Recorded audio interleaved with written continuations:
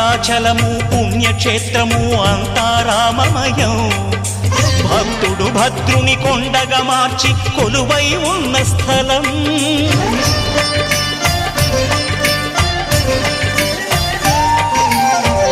భక్తితో రామదాసు ఈ ఆలయమును కట్టించనయా. సీతారామ లక్ష్మణులకు ఆభరణములే చేయించనయా. పంచవటిని ఆ జానకి రాముల పర్ణశాల అదిగో. సీతారాములు జలకము దాటిన శేషతీర్థమదిగో. రామ భక్తితో నదిగా మారిన శబరి ఇదేనయ్యా.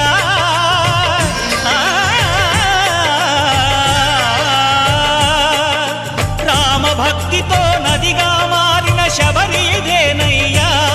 శ్రీరామ పాదములు నిత్యం కడిగే గోదావరి అయ్యా. ఈ క్షేత్రం